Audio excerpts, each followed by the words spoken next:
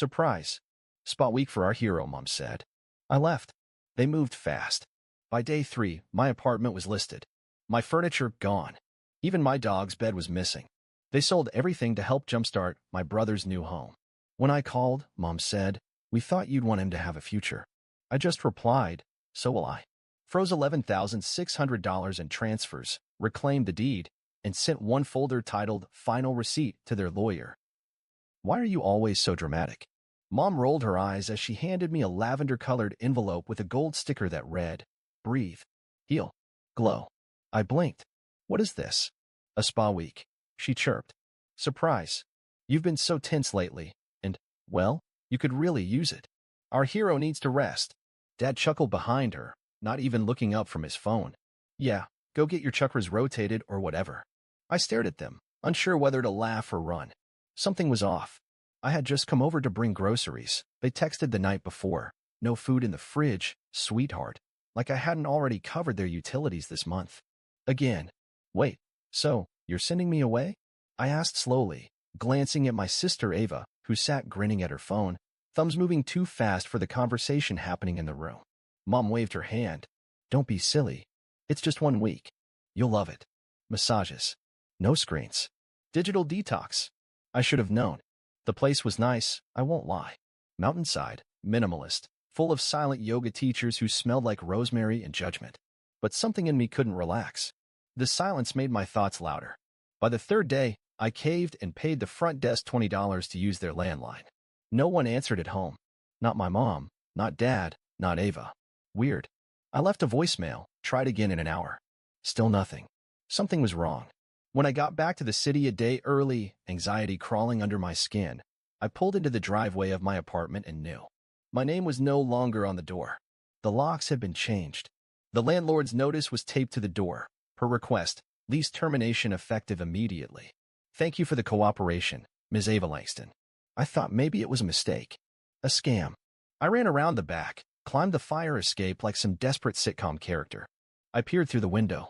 Empty. The couch was gone. The bookshelves. The antique floor lamp I saved 3 months for. Even my dog's bed. Everything gone. Just the echo of my life, erased in 72 hours. My phone finally buzzed. Mom. She sounded cheerful. Too cheerful. We thought you'd want him to have a future. I froze. What? For your brother, she said, as if I just missed a punchline. You always said you wanted to help. And his new place is just perfect now. Really feels like a home. I stared at the concrete steps under my feet, the voice in my ear sounding like it came from another world. I see, I said slowly. You thought I'd want him to have a future. There was silence on the line. Then I hung up. And that night, I froze $11,600 in pending transfers, reclaimed the deed to the apartment I'd signed over in good faith 2 years ago, and sent one email to their lawyer. The subject line said, Final Receipt. And inside was a single PDF file. We thought you'd want him to have a future. That line didn't leave my head for days. Not even in sleep. Because the truth was, I already gave him one. And they took mine to do it. Let's rewind. For the last 5 years, I paid the rent on that apartment. Every bill. Every repair. It wasn't much, 1 bedroom, old wiring, heat that coughed in the winter, but it was mine. Or at least, I thought it was. Then 2 years ago, my mom came crying on the phone. Said they were drowning in debt. Said Dad's heart medication had wiped out their savings. She needed help. Just a small loan. Just until things stabilized. I didn't even think. I sent them $4,000 that night. It didn't stop there. Groceries, just for a week. Utilities until Dad's VA pension clears. My sister's tuition bill, the one she swore her scholarship would cover. My brother's moving expenses when he dropped out of college to find himself. Month after month, I wired money. Not because I'm a saint. Because they made it sound like I was the only reason they were still breathing. I never asked for thanks. But somewhere in me, I thought they knew. Bet they understood. But when I came back and saw my dog's food bowl thrown upside down in the trash, I got it. Really got it. They didn't forget. They never cared. First, I checked my bank app. There it was, a $6,500 withdrawal labeled furniture delivery, Jordan L. Jordan is my younger brother. And suddenly, my living room set had a new owner. Then I checked Venmo. $1,300 transfer to Ava moving support. And the worst part? My emergency savings account. Gone. Cleaned out. A $2,800 transfer to my mother's PayPal. For home repairs. I called her. She actually answered. "Oh, honey," she said with that fake softness. "We needed to act fast. Jordan got the lease approval, and we had to furnish it before he moved in. You'd understand if you saw it. It's beautiful. Real grown-up." "You stole from me," I said. She sighed. "Don't be dramatic. You always say you don't need much. You live so simply. It's for your brother." I almost laughed. "You kicked me out of my own home. Where am I supposed to go?" She didn't answer. Just whispered, "You'll figure it out. You always do." The group chat incident. I didn't think they could go lower. But then my cousin sent me a screenshot. My family group chat, the one I'd been silently removed from. The caption under the photo? "Jordan's new place. Finally out of the nest. Thanks to everyone who believed in him." There was my old couch, my coffee table, the rug I bought in Portland. And the worst part, the comments. "Uncle Dennis looks better than it ever did in her cave. Aunt Trish, he deserves it. She just hoarded everything. Ava, karma always balances." No one knew I could still see it.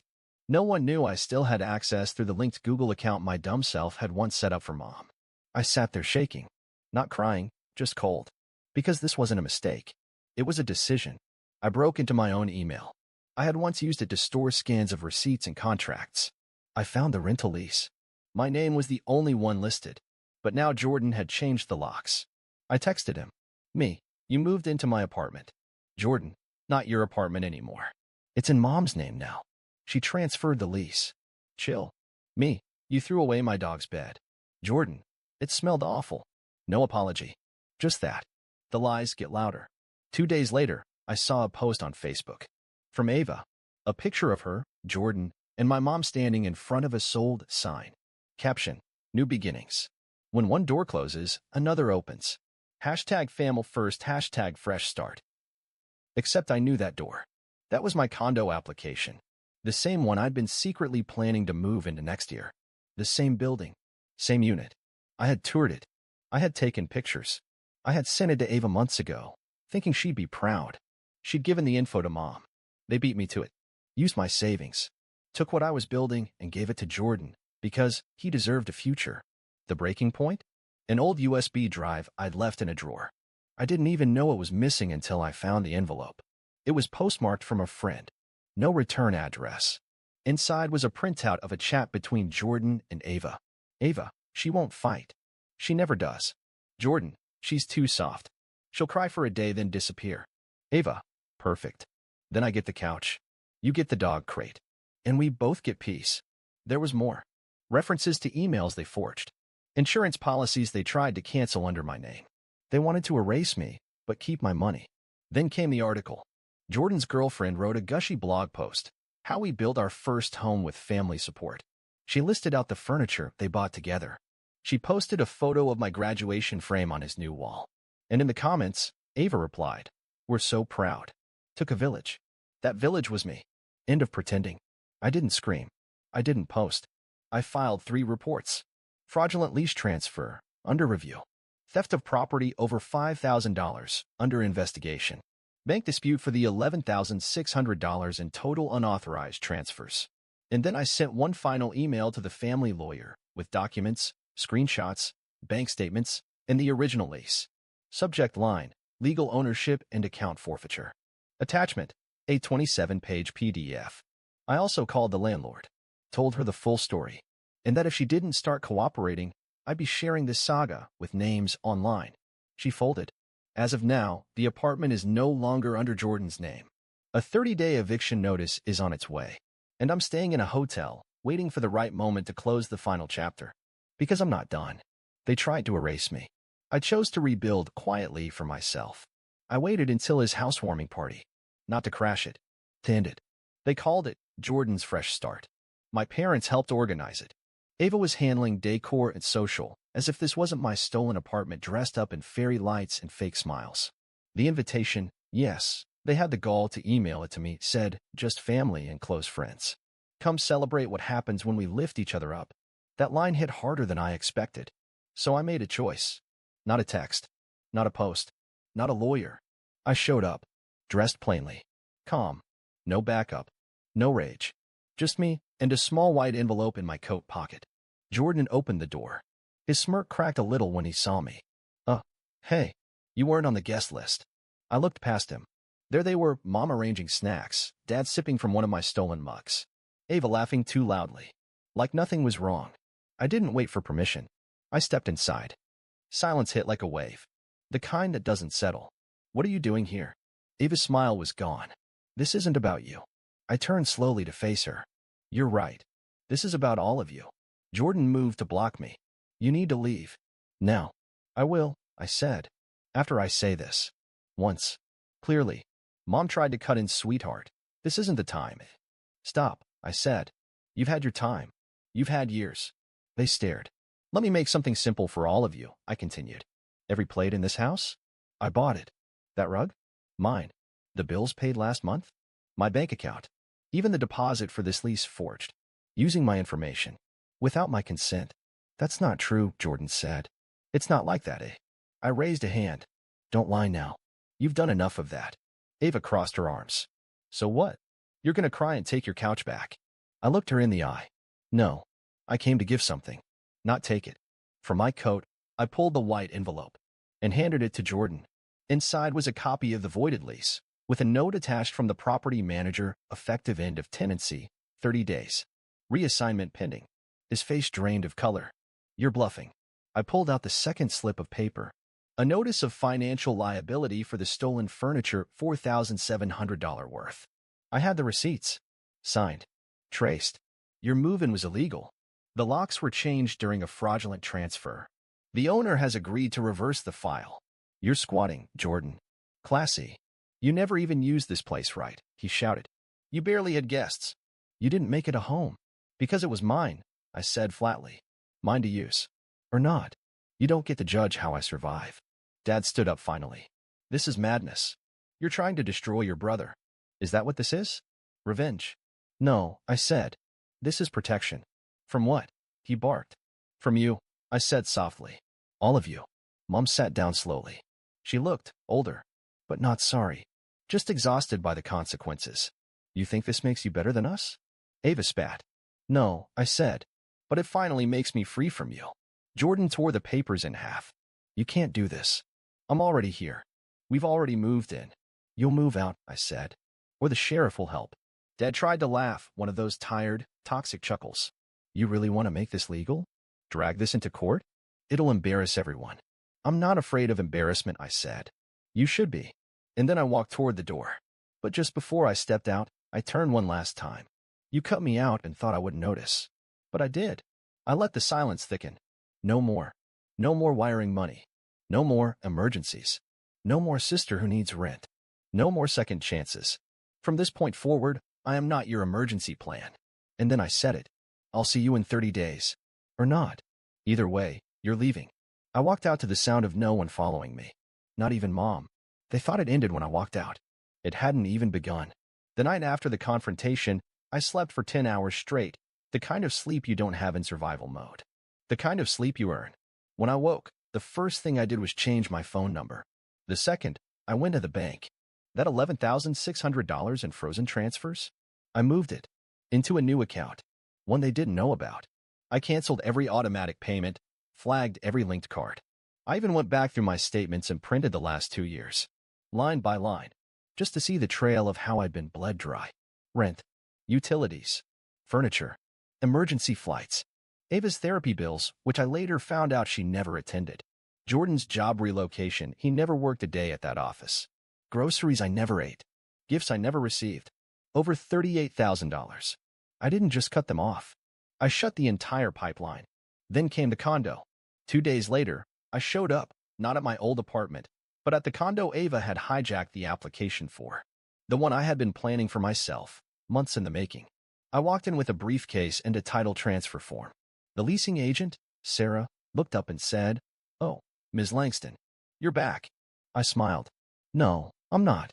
I'm her older sister. I was the original applicant. I'm here to correct something." She blinked. "Wait, you're the one who?" I handed her the folder. Every payment I'd made to reserve that unit. Every conversation I documented. Every forged change Ava submitted, all traced back to her email, her digital signature, her fake verification call from a burner number. Sarah's face changed. This is serious. I nodded. Good. Because I'm done asking nicely. She excused herself. Came back with her manager. We spoke for 40 minutes.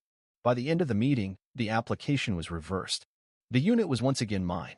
I'll need a few days before I move in, I said calmly. Just enough time to change the locks. Next came the deed. Years ago, I'd helped my parents keep their house during a property tax emergency.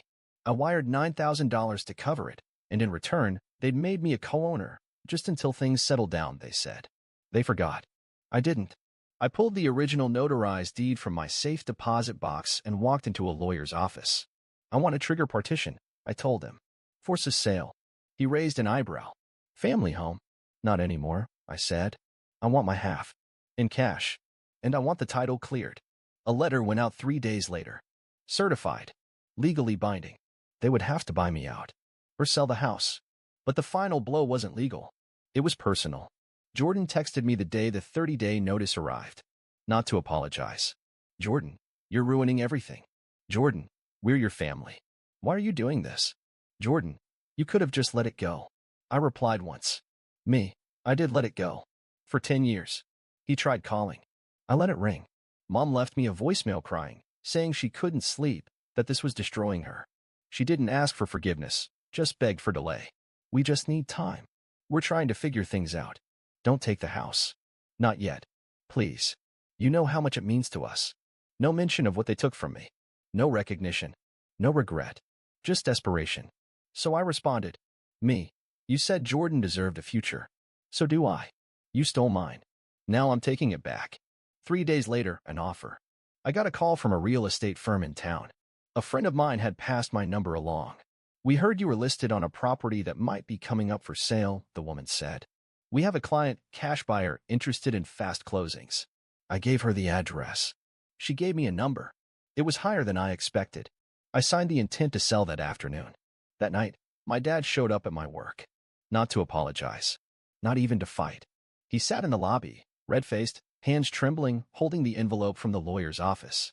You're bluffing, he said. You'd never sell the house. That's your childhood home. I looked him dead in the eye. You kicked me out of it. Remember? He went quiet. I'll make you a deal, he said. I shook my head. No more deals. We can figure something out. Ava's talking to a friend at the bank. Maybe we can take a second mortgage. She can't, I interrupted. She defaulted on her car loan last month. I co-signed that one too, remember? It's gone now. Repossessed. He blinked. What? I canceled the payment. The car was in my name. I claimed it. The finance company auctioned it yesterday. He looked like I'd punched him. You're serious, he whispered. Completely serious, I said. Then what do you want? He asked. I stood up. To never see this face again. Final week. The eviction clock ticked. Jordan sent me a message begging for an extension. He got a 3-word reply. Speak to landlord. Ava sent me a list of things she said I didn't need back, offering to keep them if it made things easier. I replied, every item will be inventoried. If it's missing, you pay. If it's damaged, you pay. On the 27th day, movers arrived. Not for me. For them. Boxes were dumped on the sidewalk by 8 a.m. By noon, the locks were changed. I picked up the keys from the property manager at 2 p.m. The old doormat was still there. It said, home is where the heart is. I stepped on it without blinking, walked inside, sat down on my couch. Alone. In peace. And for the first time in years, I didn't owe anyone anything. I thought it was over. Then I got a letter from the county. A lien filed by my father, claiming ownership of my condo because he contributed furniture. His evidence? A scanned check from 1999 for a baby crib. My crib. The judge's handwritten note read. This is not just absurd. It is delusional. I printed that sentence, framed it, and hung it above my front door. Then came Ava. One voicemail. You need to check the garage. She was talking about the storage unit I once gave her access to. I found it trashed. My old tax files, USB drives, a laptop destroyed. On the wall, written in marker. Control this. They were scared. They thought I had more. They were right. But the twist came a week later. I got a call from a private investigator. You're not under investigation, he said. But your mother is. Turns out, my mother and Ava had been using my name to funnel donations into a fake scholarship fund, supposedly created in my honor. Tens of thousands had passed through it. I never saw a cent. They used me as a mascot. Years before I even had my own life. Now the fund was frozen. A subpoena was issued, and both of them were facing fraud inquiries. The ending they never saw coming. I sold the condo, not out of fear, out of clarity. I bought a small house, 3 rooms, no shared walls, black front door, no name on the mailbox. Above the fireplace, I hung a plaque. I am not what they built. I am what I burned. Final gesture. A week later, I got one more envelope. Inside, a photo. Me and Ava, kids, covered in sidewalk chalk. No words, just the memory. I took it outside, dropped it into the grill, lit a match, watched it burn, and whispered, "You can keep the memory. I'll keep the freedom."